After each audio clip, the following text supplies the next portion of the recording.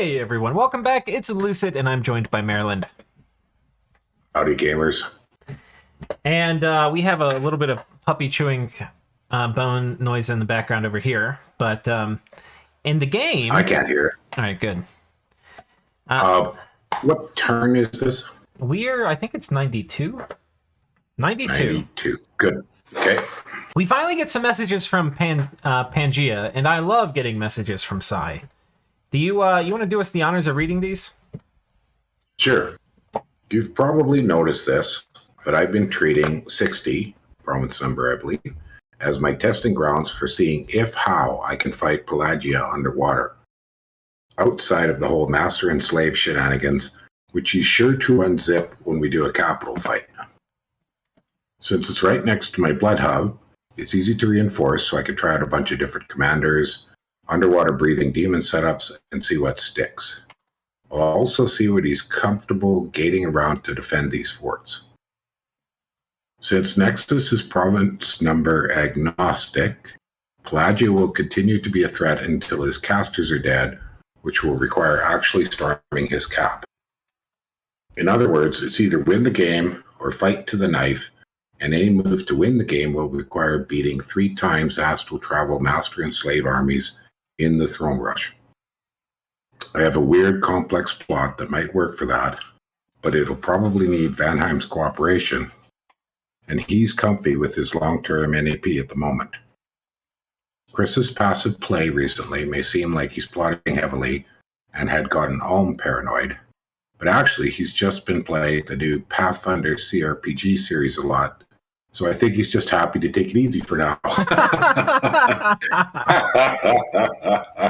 Okay, well, we didn't know about that. Also, I am trying to get him to leave a big army on land for a turn so that I can mass seduce it. But he knows this, which is why we have this weird stalemate on that coastal corner. If I move a big commitment army onto it, he can smash it. If he moves a big commitment army onto it, I can massassinate it. Now, that's quite the word. Yeah. I struggled with that one for a second. Massassinate. It's good once you get it. It's good. It's like that malding I heard yesterday. I have no idea what he was talking about, malding. Yeah, it's mad and going bald. Yeah. Yeah. I need to bait him into moving in. He needs to bait me into moving in. I'm also trying to find something that requires a real response from him. I could beat Pale Riders, but also isn't too expensive to lose. And for now, I'm just shuffling Maenads around since they're utterly free. Right. Yeah, the Pale Riders are causing him a nuisance. I mean, they're not winning, but... Yeah. Okay. A message from Pelagia. Last turn, I forgot to send my party to reclaim 55. Unfortunate, as there's a risk Ulm will throw more wizard towers in my direction. Yeah. Pelagia isn't scared of Ulmish armies. He's scared of Ulmish forts. Yeah. I mean, wizard towers are blasting up everywhere. Yeah. So let's start with that. Let's look at this. Let's go to 55. Did not get claimed, but we did have a battle. Oh. Okay, werewolves. And I think there's air elementals. Yeah. Air elementals, yeah. Okay. But the air elementals get demolished. I think there was Was there an Iron Blizzard caster? Yeah. Oh yeah, no, that wasn't one. What? I wonder how they died really fast. They didn't get to trample shit. Did. Let's take a look. What size are they? The big I mean, ones it or was the little big ones, yeah. Okay. I mean, they land and immediately die. You can always do the F1 to figure it out. Yeah, it's more fun to watch it though. Oh, there's an Iron Blizzard. Oh, there was Wasn't one? that an Iron? Oh, Storm of Storm Thorns. of Thorns. Huh. Storm of Thorns. Oh, okay. Oh, it's from the gnome. Okay. Ah, nice. And now they've gotten beat down. Nice. Vine Arrow. There you go. Oh, dude. Vine Arrow. Yeah, look at Because that. once they're entangled, they can't trample anything, and they get hit by a Vine Arrow again. Oh man! Nice. How about that? Yeah, cool play. Didn't lose anything. Years ago, I used Nature 1 Independence with Vine Arrows to take out an SC years ago. Yeah. I just kept it tangled. That's funny. And then slowly my troops bastard senseless while it kept trying to break the Vine Arrows. You need a lot of them. Well, this was just the most... Okay. I say most efficient. Now, that must have been... Okay, hang tight. This was a magic phase attack. The werewolf was hidden with the wolves, and these guys cloud trap pieced in. Right. So he unstealthed and... And they had 4 gems each.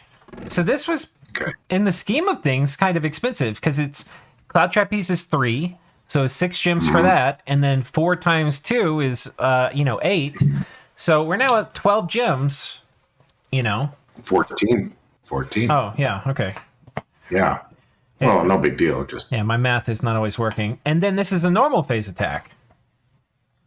And I think this is a merc. This is a merc.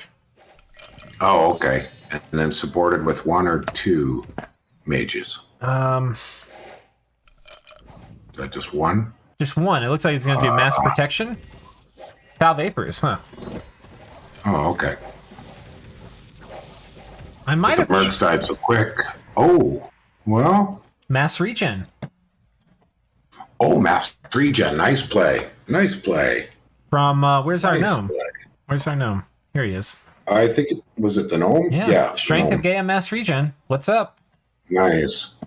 He could really use a cornucopia, that guy. Yeah. Because he's going to be casting that. He needs to be able to deal with 2 attacks. Ooh, that was a good defense. It was. Nice job. Okay. Oh, this is the first tart. I don't think we've seen a tart yet. Ooh, wow. He's lost an arm. He's muted. He's crippled. Muted. But he's still at Earth 2, so you could do worse. He's ethereal? And Moss Body? Was that Moss Body?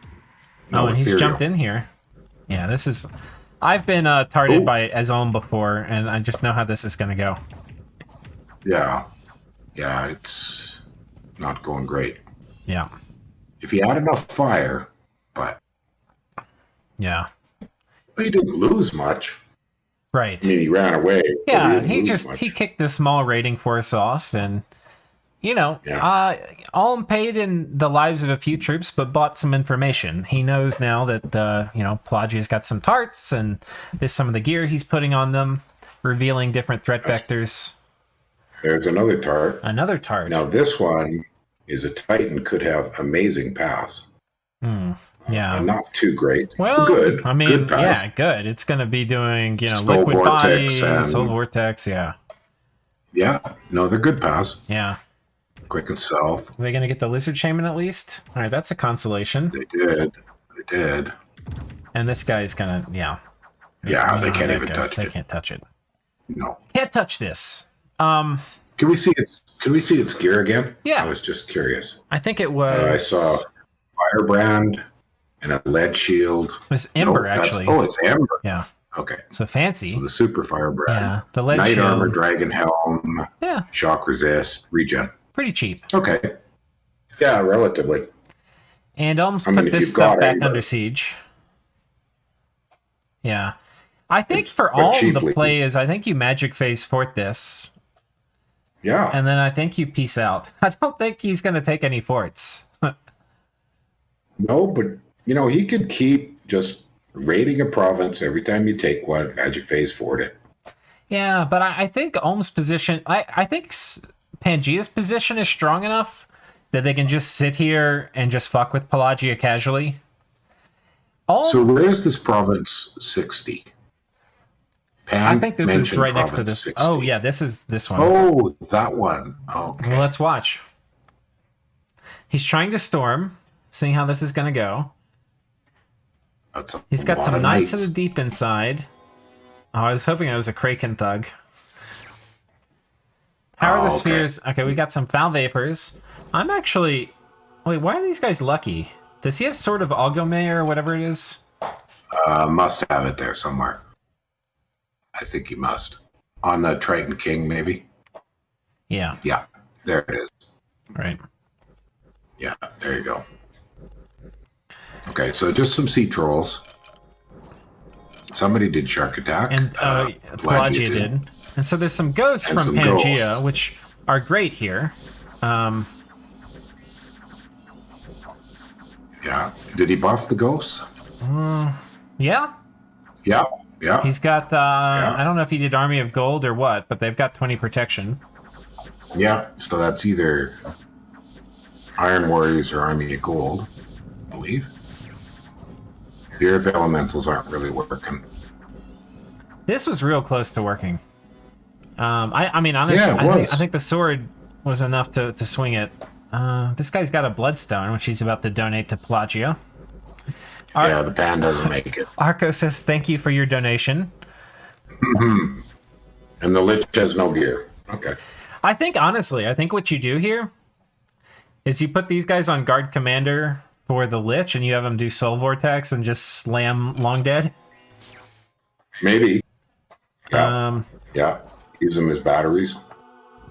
Yeah, and then I think these guys you have on attack rear. The problem is these guys run to the gate. Watch the ghosts. I saw that, and I was kind of caught off guard because, they can go through the wall, but they go for the gate, which is a shame. Because I think if they were on attack rear, then the Long Dead that get produced by this guy, which he's fatigued out now, right? So if he had the Soul Vortex battery, they wouldn't be fatigued out. But if he was clogging the gate up with Long Dead, then that would hopefully provide chaff that these guys would want to banish that is not ghosts. Because I don't think these guys are actually dying to the... I mean, they could, but I think probably mostly they're dying to the banishment. Oh, we can take a look. The ghosts? Yeah. Oh, no, he got hit by 14. Bronze spear, yeah. Okay. Yeah, bronze spear. Yeah, okay. It doesn't look like he's actually dying to banishment. It looks like he's dying to the... No. Are the night weapons magic? They're not, I don't think. On the Knights of the Deep. They have an alicorn horn, right? So okay, this is magic, but it's probably not going to do damage. This one's not, so... Right.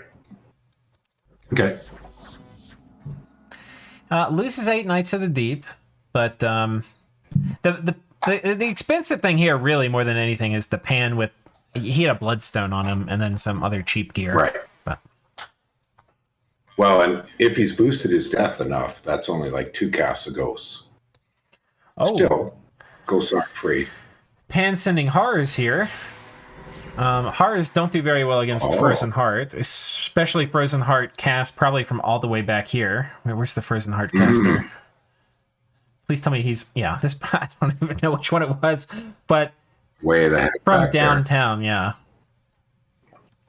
Yeah. And then he attacks with a proper army.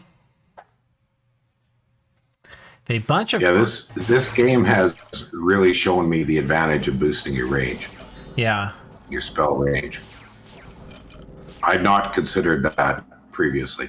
So we have the masked water elementals against the masked water elementals. Corpse constructs, which... Well, storm demons, I think, are the big thing here, right? Yeah. Storm demons are one of the best underwater troops. It's a lot of sharks, though. So Loggy made a comment today, and I didn't know this, and it's something I'm going to have to look at more. He said both Shark Attack and Dance of the Morgans create more than you would think due to the way they're coded. Because it's something like anytime somebody drops below their max hit points rather than dead, it generates one. Yep. It's really good in combination with things like Val Vapors. So this was painful. He loses 5 mages. Now, Arco's done with research. Oh, we said we would look at that, and then we didn't. We were going to look at graphs. Yeah. So, yeah, Arco was first one done. Yeah. So, him bleeding off a few mages, I'm sure he doesn't actually care that much. And Alm is flatlined now. Alm is flatlined. And look at the improvement to Ashdod. Yeah, they've really... He really focused down on getting his research up. Yeah. I mean, they're going to be the last ones to the party. But, I mean, aside from Uruk, which, laughs, but... What are his targets? Blood 9, he probably already has. Yeah, I mean, he's got all the 9s he wants now. Yeah, he's Alteration 9. When you're here, you're going after luxury things for this last bit. Yeah. Things like Niflflames and Tartarians and... But you know what? Pangea is basically just saying, like, I'm just fine taking attrition. I'm just going to keep all of your forts locked down. We're going to put dudes on top of everything. And burn your gems, killing Maenads. Yeah. Oh, okay, he got it. This is so he's 3 figured out a casts. defense here.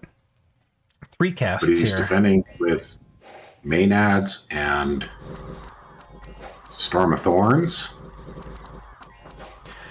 and buffing. And the White Centaur coming in. And these Okay, White Storm of Centaur are a Thorns lot seems to stronger. be- They have 15 protection, which makes a big difference against 13 piercing. Yeah. Yeah, I think the Storm of Thorns is doing a pretty good job. Yeah, it's doing some work. That Pandemoniac's kind of out of position, but the Long Dead are busy. Yep. They're killing some White Centaur. They are. Okay. Did I crash? But he did. Oh, they charmed him. I was like, why is the thing in? I'm hitting next and it's not going. Oh, they charmed 2 of the Wraith Lords. Yeah, sadly, I don't think you get to keep them, as we'll find out, I'm sure, very shortly. Yeah, there's no Wraith Lords here, sadly. That's too bad. All right, and they they had summoned some air elementals or something. Wait, what happened here? I'm not sure. Amulet of the Fish, Pelagia things, and then A water gem and an water air gem. gem. Yeah, Okay, okay, very cheap. but didn't work. Okay. No. Okay. So Pangea says, "Stay down." This is my land. Stay in your pond. Stay in your pond. You fish boys, you. Dirty underwater. I will say it doesn't feel bad seeing underwater get smacked around a little bit. It brings a small tear of joy to my eyes. Well, I haven't played underwater now in 2.5 years. Or maybe it's longer now. Not since I played Early Age, Early A in the Disciples game. Yeah. But that was a little bit different. You know, I took it as the 5th of 5 disciples. So, Right. and Yeah. it was basically an artillery support nation. Right. You know, I did mind hunts and Vengeance of the Dead and all that kind of stuff. Yeah. So that's kind of a different thing than a turtling underwater nation, because we did eventually lose because my partners on land were defeated. Ah, yeah. They couldn't really touch me, but I couldn't save my partners on land. It was too difficult for me to get into position. Right. Well, I'm looking at this, Maryland. Vanheim looks like they are really powering up. And I think... Yes. What are they doing? Like, what is their play? They've got a big army here. This got scouted, too, it looks like. You know, he's got, there's goats on. So he's got demon lords. You see goats on there. Great hawks, piles of storm demons. Oh, he's got shades. Yeah. Is he going for thrones? What is he doing? He might eat here. Ashdod. This army, you could look at... I think this army's objective is this. Yeah. He doesn't... Okay, this is a lot here, but I don't think this... I think if he were taking this over to Ashdod, I think he's getting ready to go on Pangea. But they have a long run nap. I don't know the terms on it. Maybe It was something like 8, and then I thought there was some conditions. I thought it was like until turn 90. And then after turn 90, it became like a nap 3 or something. And then maybe it's like a void if they get X number of thrones. To me... Maybe somebody wants to dig through the past episodes. Okay, he doesn't have his border at all with Ulm militarized. Right, this is a vacant border. He has some stuff here with Pelagia. But that could very easily become stuff against Ashdod in a moment's notice.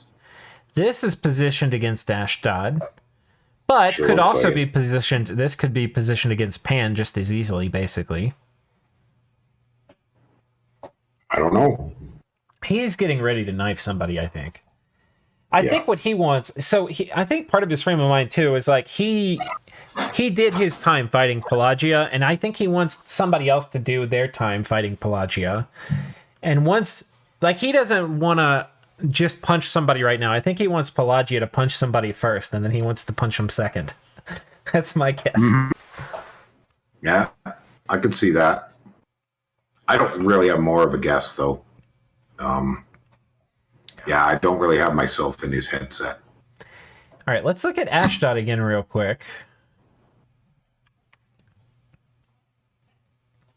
Well, lots of Sayer. These are the Shed, which are the Storm Demon and equivalents. Lots of Shed. Yeah. Yeah. But there's Sayer nearby, right? There's some Sayer here, yeah. I think this is mostly Shed, with some Sayer. I wonder who's got the heliophagy. Because I haven't seen them. Probably Pat. Yeah. But somebody was commenting, I think the blood uniques have been kind of divided up. Different people got some. Yeah. You know, I think if you can get Army of Gold, I think one of the ways to deal with this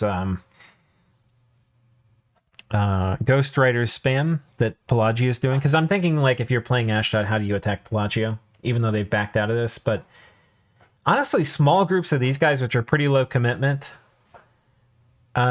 with somebody casting Army of Gold on them, like, you know, like maybe 20, 15 dudes of like elite demons with like 20 dudes of chaff behind them just to kind of clutter the place up and protect your commander, and then you cast Army of Gold. That's gonna kill a huge amount of whatchamacallit,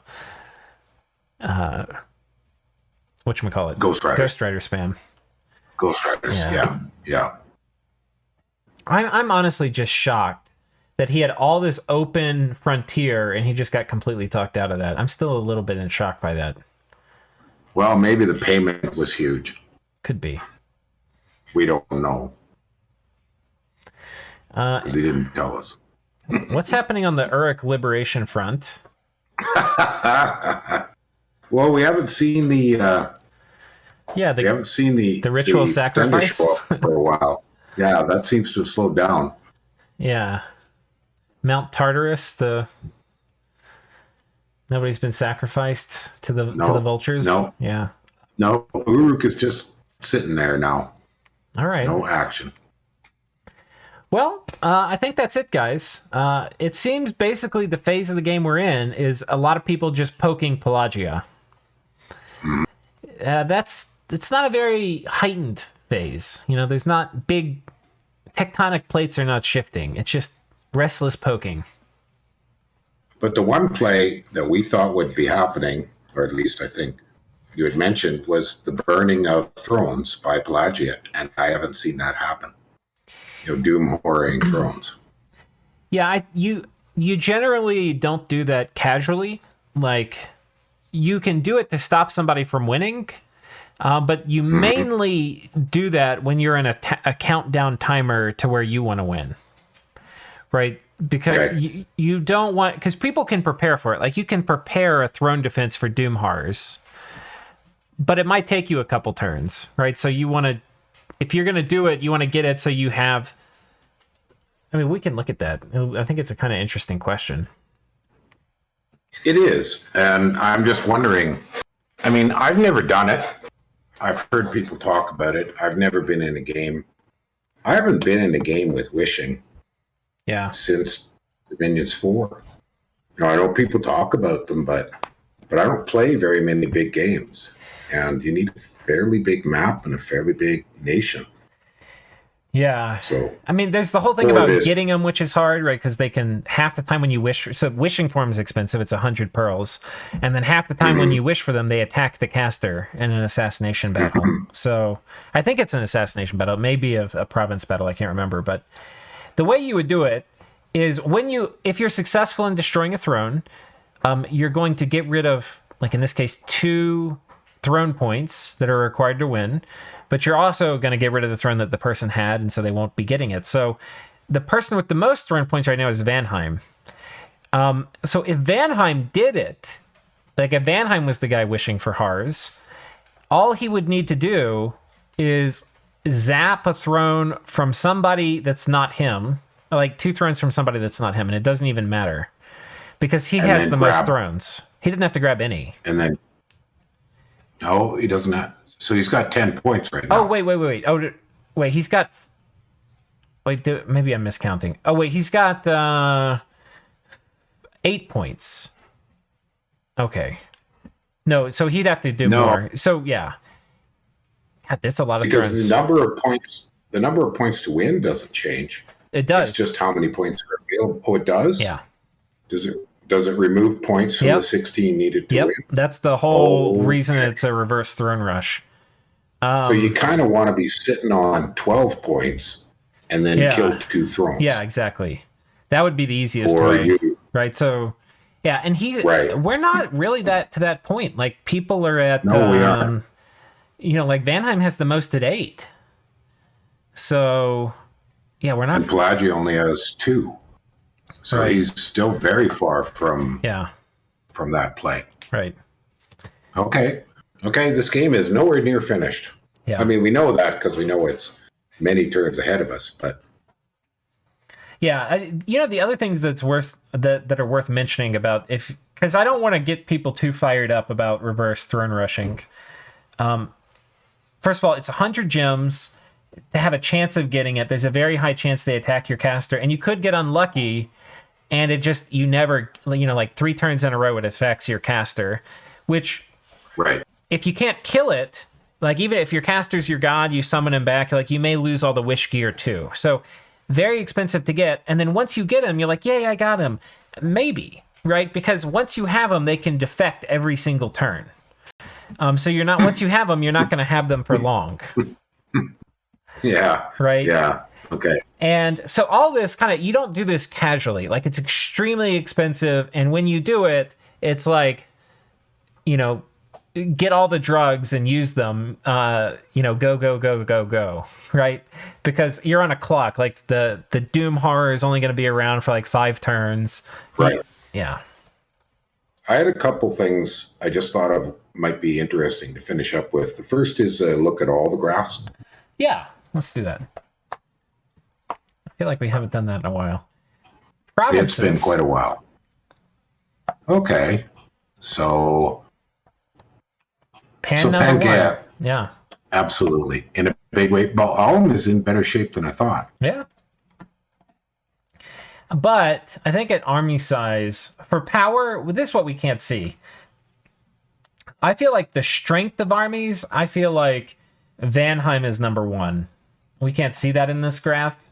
Pan is probably tied or number 2. Yeah, but a lot of Pan's numbers there are garbage. Right. But that also says that Ashdod's in not bad shape because he's pretty elite too. His armies are pretty elite. There's not a lot of chaff in his armies. Ulm is relatively low grade troops. I think Ulm's in last for armies right now. They just militaristically they just are in the worst position, which it'll be interesting to see what they can do with it. But it's just like if this is the hand you're dealt, that's kind of what I was saying. Like if somebody subs into the Ulm position, it's just a hard position. I think he's the weakest in terms of military.